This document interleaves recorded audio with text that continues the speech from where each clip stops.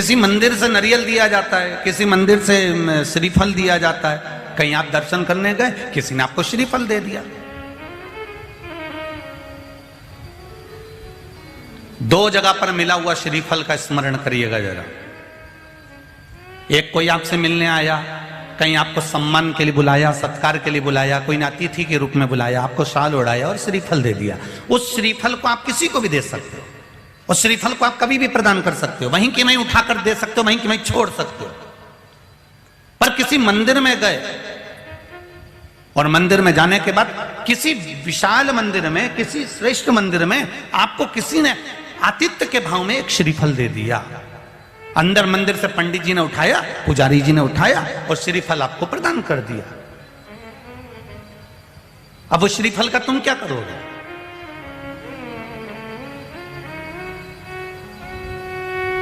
अब किसी को लगता है कि हम इसको फोड़ कर खा गए और अपमान हो गया तो भगवान का, और किसी को लगता है इस श्रीफल को हम अपने घर में कहीं लाल कपड़े में, कहीं पीला कपड़ा में, कहीं इस कपड़े में बांध के रख लेते हैं।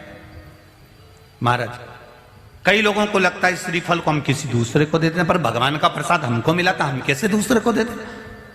वो श्रीफल जो गुरु ने दिया है, वो श्रीफल जो मंदिर से मिला हुआ है, वो श्रीफल जो किसी ने प्रदान करा है, वो श्रीफल जो किसी सतगुरु के हाथ से मिल गया, वो श्रीफल जो मंदिर में हम दर्शन करने गए, पुजारी जी ने, पंडित जी ने भगवान के सामने उसको छुआ कर हमको दे दिया है। उस श्रीफल की महत्वता का व्याख्यान वर्णन प्रसाद के रूप में होता है।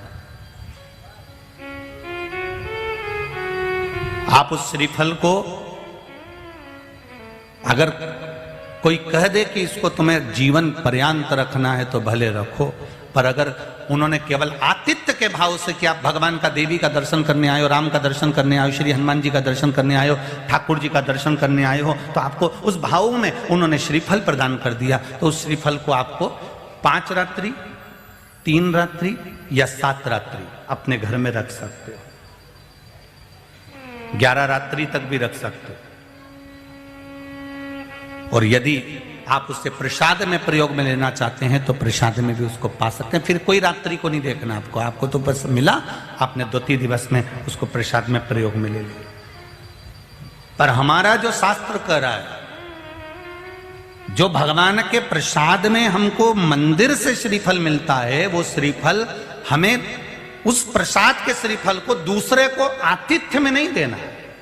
हम बहुत गलती कर जाते हैं कई बार, उस श्रीफल को हमने बाकी के श्रीफल के साथ मिला लिया और मालूम पड़े वो दूसरे को चले गया। नहीं, या तो उसको प्रसाद के रूप में प्रयोग कर लो, या फिर उसको रखने के बाद में फिर किसी श्रेष्ठ जगह पर उसका विसर्जन हो जाए तो श्रेष्ठ।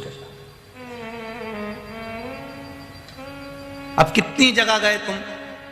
पावागढ़ गए, वहां से माता जी ने नारियल दे दिया, वहां से लिया, फिर अंबाजी गए, वहां से नारियल लिया, फिर कहीं गए, वहां से नारियल लिया। अब इतना नारियल को तो तुम अपने यहाँ बांध कर रखोगे नहीं।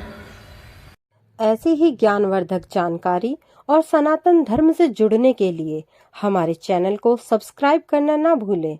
वीडियो पसंद आया हो तो इसे लाइक करें और लोगों को शेयर ज़रूर करें।